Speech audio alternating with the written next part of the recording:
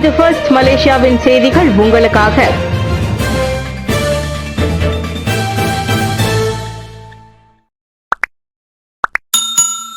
Putin அழைப்பை ஏற்று பிரதமர் இன்று ரஷ்யா பயணம். ரஷ்ய அதிபர் விளாடிமிர் புதினின் அழைப்பை ஏற்று பிரதமர் ஸ்ரீ அன்வார் இப்ராஹிம் இன்று தொடங்கி வெள்ளிக்கிழமை வரை அந்நாட்டிற்கு அதிகாரப்பூர்வ பயணம் மேற்கொள்ளவிருக்கிறார்.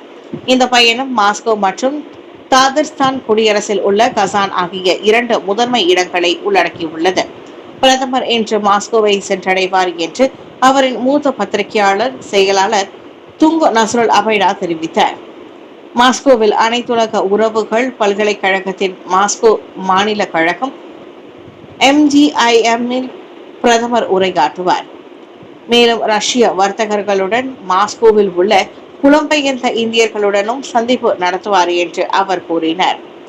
அதே வேளையில் வியாழன் மற்றும் வெள்ளிக்கிழமை தாதர்தாஸ் குடியரசு அதிபர் ருஸ்தாம் மணிகாவ் அழைப்பு ஏற்று அவர் தாதர்ஸ்தான் கசானில் 16வது காசான் அனைத்துலக பொருளாதார கலந்தரங்கில் கலந்து கொள்ளவிருக்கிறார். வர்த்தக போரை முடிவுக்கு கொண்டுவர அமெரிக்காவும் சீனாவும் இணக்கம். வர்த்தக போரை முடிவுக்கு கொண்டுவர அமெரிக்காவும் சீனாவும் இணக்கம் கண்டுள்ளன. மேலும் பரஸ்பர வரி விதிப்பை 90 நாட்களுக்கு ஒத்திவைக்க இரு நாடுகளும் ஒப்புதல் தெரிவித்திருக்கின்றன.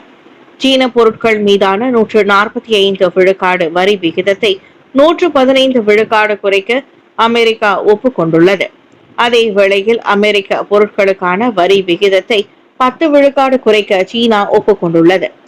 இரு தரப்பினரும் தங்கள் வர்த்தக பிரச்சினைகளை விவாதிக்க தொடர் சந்திப்புகள் நடத்தப்படும் என்று ஜெனீவாவில் நேற்று நடைபெற்ற செய்தியாளர்கள் சந்திப்பில் அமெரிக்க கருவூல செயலாளர் ஸ்காட் பெசன் தெரிவித்திருக்கிறார். கோலக்கிலானில் சித்ரா பௌர்ணமி திருவிழா களை கட்டியது. தமிழ் புத்தாண்டில் முதலில் வரும் முழு நிலவை தரிசித்து நாட்டின் பல ஆலயங்களில் சித்ரா பௌர்ணமி திருவிழா கொண்டாடப்பட்டு வரும் நிலையில் கோலக்கிலான் ஜாலான் லிம்பொங்கானில் உள்ள ஸ்ரீ பாலசுப்ரமணிய சுவாமி ஆலயத்திலும் சித்ரா பௌர்ணமி திருவிழா வெகு விமர்சையாக அனுசரிக்கப்பட்டது. ஞாயிற்றுக்கிழமை இரவு தொடங்கிய பக்தர்கள் பால்குடங்களையும் காவடிகளையும் ஏந்தி தங்களின் நேர்த்தி கடனை செலுத்தி வருகின்றனர்.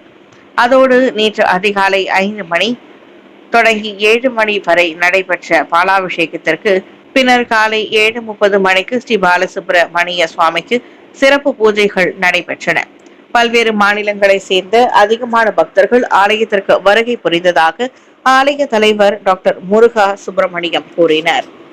மேலும் ஆலயத்தின் உட்புறம் மற்றும் சுற்றுப்புறத்தின் தூய்மையை உறுதி செய்வதோடு பக்தர்களின் பாதுகாப்பை கருத்தில் கொண்டு பல்வேறு ஏற்பாடுகள் இவ்வாண்டில் மேற்கொள்ளப்பட்டிருப்பதாக கிள்ளான் அரச மாநகர் மன்ற உறுப்பினர் அருள்நேசன் ஜெயபாலன் விவரித்தார். நேரடி பேச்சுவார்த்தையில் பங்கேற்க உக்ரைனுக்கு ரஷ்ய அதிபர் அழைப்பு. கடந்த 3 ஆண்டுகளுக்கும் மேலாக நீடித்து வரும் போரை முடிவுக்கு கொண்டு வரும் பொருட்டு நேரடி பேச்சுவார்த்தைகளில் பங்கேற்குமாறு உக்ரைனுக்கு ரஷ்ய அதிபர் விளாடிமிர் புதின் அழைப்பு விடுத்துள்ளார். இந்த சந்திப்பு மே 15ஆம் தேதி நடைபெற திட்டமிடப்பட்டுள்ளது.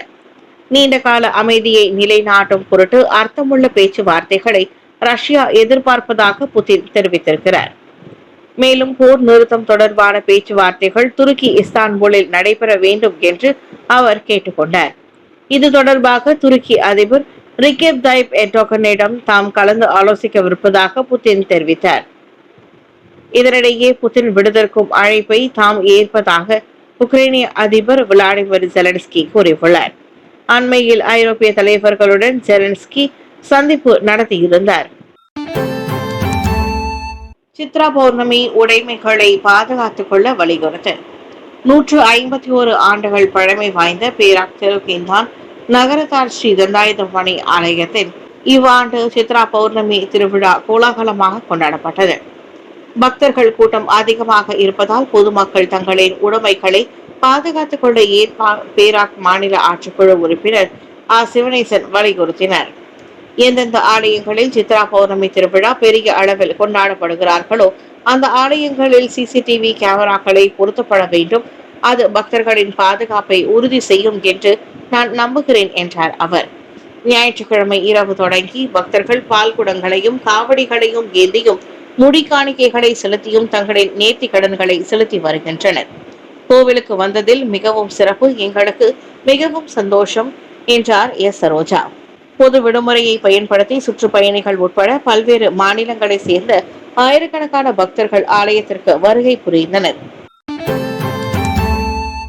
டூதா டோல் விபத்து, நவாரா கார் ஓட்டுநர் வாகனத்தின் உரிமையாளர் அல்ல. கிளான் பள்ளத்தாக்கு புதிய நெடுஞ்சாலை NKVE-யில் கடந்த சனிக்கிழமை மோட்டார் சைக்கிளில் பயணித்த கணவன் மனைவியை மோதிய நிசான் நவாரா வாகன ஓட்டுநர் சம்பந்தப்பட்ட வாகனத்தின் உரிமையாளர் அல்ல என்பது உறுதிப்படுத்தப்பட்டுள்ளது. அத்தகவலை கோலாலம்பூர் போக்குவரத்து விசாரணை மற்றும் அமலாக்கத்துறை தலைவர் அசிஸ்டன்ட் கமிஷனர் முகமது சம்சரி முகமது இசா நேற்று வெளியிட்ட அறிக்கையில் தெரிவித்திருக்கிறார். சந்தேக நபரின் தடுப்பு காவலை நீட்டிக்கும் செயல்முறை நேற்று மேற்கொள்ளப்பட்ட பின்னர் விசாரணை அறிக்கை விரைவில் அரசு தரப்பு துணை வழக்கறிஞரிடம் சமர்ப்பிக்கப்படும் என்று முகமது சம்சரி தெரிவித்தார். அந்த ஓட்டுநர் பாதிக்கப்பட்டவரின் மோட்டார் சைக்கிளை மோதுவதற்கு முன்னர் பந்தயத்தில் ஈடுபட்டிருந்ததாக இதற்கு முன்னர் கூறப்பட்டது. எனினும் இதன் தொடர்பில் இன்னும் விசாரணை மேற்கொள்ளப்பட்டு வருவதாக அவர் குறிப்பிட்டார். மோட்டார் சைக்கிளின் பின் இருக்கையில் அமர்ந்திருந்த பெண் தற்போது சுயநினைவற்ற நிலையில் சுங்கைபுலோ மருத்துவமனையில் தீவிர சிகிச்சை பிரிவில் சிகிச்சை பெற்று வருகிறார். இந்நிலையில் சம்பவத்தின் போது சம்பந்தப்பட்ட வாகனத்தை தாம் செலுத்தவில்லை என்று அதன் உரிமையாளர் காணொலி ஒன்றின் வழி தெரிவித்துள்ளார். இலங்கையில் பயணிகள் பேருந்து பள்ளத்தில் கவிழ்ந்தது, 21 பேர் பலி. இலங்கையில் பயணிகள் பேருந்து ஒன்று பள்ளத்தாக்கில் சனிக்கிழமை கவிழ்ந்து விபத்துக்குள்ளானதில் 21 பேர் உயிரிழந்தனர். மேலும் 30க்கும் அதிகமானோர் படுகாயமடைந்தனர். இலங்கை கதிர்காமத்தில் இருந்து வடமேற்கு நகரமான குரு நாகலுக்கு சென்று கொண்டிருந்த அந்த பேருந்தில் 75 பயணிகள் பயணித்ததாக அதிகாரிகள் தெரிவித்தனர். மாலையில் சென்று கொண்டிருந்த போது ஓட்டுநரின் கட்டுப்பாட்டை இழந்த பேருந்து 100 அடி பள்ளத்தில் விழுந்து விபத்துக்குள்ளானது.